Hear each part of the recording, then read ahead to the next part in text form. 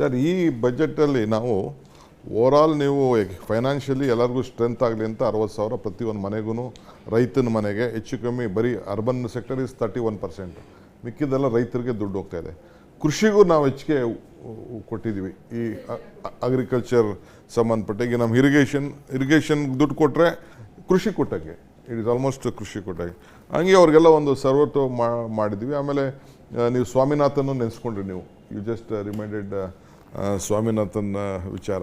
ಯಾಕೆಂದ್ರೆ ಅವ್ರಿಗೆ ನಮಗೆ ಇದನ್ನು ಮಾಡಬೇಕು ಅಂತ, ಅವ್ರಿಗೆ ನಾವು ಈ ಬಜೆಟ್ ಮೆಸೇಜ್ ಏನು ಅಂತ ನೀವು ಹೇಳೋಕ್ಕಾಗ್ತದೆ ಸರ್ ಇದಕ್ಕೆ ರೈತನಿಗೆ?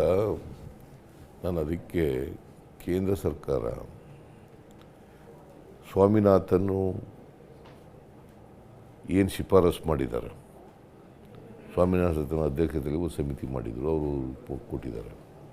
ನಾವು ನಮ್ಮ ಗೌರ್ಮೆಂಟ್ ಇದ್ದಾಗೂ ಹೌದು, ನಾವು ಮಾಡಿದ್ದಾರೆ. ಏನಂತ ಹೇಳಿದ್ದಾರೆ, ಕಾಸ್ಟ್ ಆಫ್ ಕಲ್ಟಿವೇಷನ್ ಮೇಲೆ 50% ಕೊಡಬೇಕು ಹೆಚ್ಚಾಗಿ.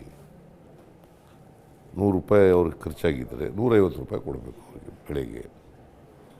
ಅದನ್ನು ಕೊಡಿ ಅಂತ ಹೇಳಿದ್ದಾರೆ. ಅದನ್ನು ಕೇಂದ್ರ ಸರ್ಕಾರ ಇವತ್ತಿನವರೆಗೂ ಪಾಲನೆ ಮಾಡಿಲ್ಲ, ನಂಬರ್ 1. ನಂಬರ್ 2, ಎಲ್ಲ ಬೆಳೆಗಳಿಗೂ ಕೂಡ ಕೊಡಬೇಕು. ಈಗ ರೈತ ಬೆಳೀತಕ್ಕಂಥ ಎಲ್ಲ ಬೆಳೆಗಳಿಗೂ ಕೂಡ MSPನ ಕೊಡ್ತಕ್ಕಂಥದ್ದು ಆಗಬೇಕು. ಅದಕ್ಕೆ ಕಾನೂನು ಮಾಡಿ ಅಂಥೇಳಿ ರೈತರು ಹೋರಾಟ ಮಾಡ್ತಾ ಇದ್ದಾರೆ. ಈಗ ಅದಕ್ಕೆ ಒಂದು MSP ಕಾನೂನನ್ನು ತಗೊಬರ್ರಿ ಅಂತ ಹೋರಾಟ ಮಾಡ್ತಾ ಇದ್ದಾರೆ. ಲಕ್ಕಿಲಿ ನಮ್ಮ ಪಾರ್ಟಿಯವರು ಮುಂದಿನ ವರ್ಷ ನಾವು ಅಧಿಕಾರಕ್ಕೆ ಬಂದರೆ, ಮುಂದಿನ ಪಾರ್ಲಿಮೆಂಟ್ ಎಲೆಕ್ಷನಲ್ಲಿ ಗೆದ್ದು ಅಧಿಕಾರಕ್ಕೆ ಬಂದರೆ ನಾವು ಕಾನೂನನ್ನು ಮಾಡ್ತೀವಿ, MSP ಕಾನೂನನ್ನು ಮಾಡ್ತೀವಿ ಅಂತೇಳಿ ರಾಹುಲ್ ಗಾಂಧಿಯವರು ಕೂಡ ಹೇಳಿದ್ದಾರೆ, ಮಲ್ಲಿಕಾರ್ಜುನ ಖರ್ಗೆ ಅವರು ಕೂಡ ಹೇಳಿದ್ದಾರೆ. ಸೊ ಅದರಿಂದ ಇದು ಆಗಲೇಬೇಕು. ಯಾಕಂದರೆ ರೈತ ಈ ದೇಶಕ್ಕೆ ಅನ್ನದಾತ. ಅವರು ಇವತ್ತು ಆಹಾರದ ಸ್ವಾವಲಂಬನೆ ಆಗಿದ್ದರೆ ರೈತರಿಂದ ಮಾತ್ರ ಸಾಧ್ಯ ಆಗೋದು. ಸ್ವಾತಂತ್ರ್ಯ ಬಂದಾಗ ನಾವು ಸ್ವಾವಲಂಬನೆ ಇರಲಿಲ್ಲ, ಇಡೀ ದೇಶದ ಸ್ವಾವಲಂಬನೆ ಆಗಿರಲಿಲ್ಲ. ಆಗ ನಾವು ಬೇರೆ ದೇಶದಿಂದ ಆಹಾರ ಪದಾರ್ಥಗಳನ್ನು ಕೇಳಬೇಕಾದಂಥ ಪರಿಸ್ಥಿತಿ ಇತ್ತು, ಭಿಕ್ಷೆ ಬೇಡಬೇಕಾದಂಥ ಪರಿಸ್ಥಿತಿ ಇತ್ತು.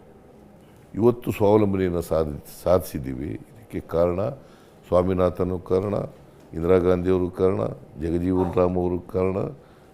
ಸೊ ಇದಕ್ಕೆ ಬುನಾದಿ ಆಗ್ತಂಥ ನೆಹರೂರವರು ಕೂಡ ಕಾರಣ.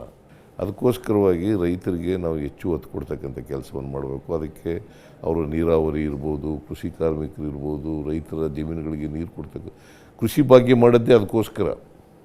ಈಗ ನಮ್ಮಲ್ಲಿ ಪಂಪ್ ಸೆಟ್ಗೂ ಈ ವರ್ಷ ನೀವು ಎಕ್ಸ್ಟ್ರಾ 50% ಸೋಲಾರ್ಗೆ ಸಬ್ಸಿಡಿ ಅಂತ, ಸೋಲಾರ್ಗೆ ಸಬ್ಸಿಡಿ ಕೊಡ್ತಕ್ಕಂಥದ್ದು ಮಾಡಿದ್ವಿ. ಸೊ ಒಟ್ಟಾರೆಯಾಗಿ ಕೃಷಿನ ನಾವು ಯಾವ ಕಾರಣಕ್ಕೂ ಕೂಡ ನೆಗ್ಲೆಕ್ಟ್ ಮಾಡಬಾರ್ದು. ಹಾಗಂತೇಳಿ ಕೈಗಾರಿಕೆಗಳಿಗೆ ನೆಗ್ಲೆಕ್ಟ್ ಮಾಡಬೇಕು ಅಂತಲ್ಲ, ಸರ್ವಿಸ್ ಸೆಕ್ಟರ್ಗೆ ನೆಗ್ಲೆಕ್ಟ್ ಮಾಡಬೇಕು ಅಂತಲ್ಲ. ಆದರೆ ಕೃಷಿಗೆ ಪ್ರಾಧಾನ್ಯತೆ ಕೊಡ್ತಕ್ಕಂಥದ್ದನ್ನು ಮಾಡಲೇಬೇಕಾಗ್ತದೆ. ಆ ಮೂಲಕ ಕೃಷಿ ಬೆಳವಣಿಗೆ ಆದರೆ ದೇಶದ ಆರ್ಥಿಕತೆ ಬೆಳವಣಿಗೆ ಆಗಲಿಕ್ಕೆ ಸಾಧ್ಯ.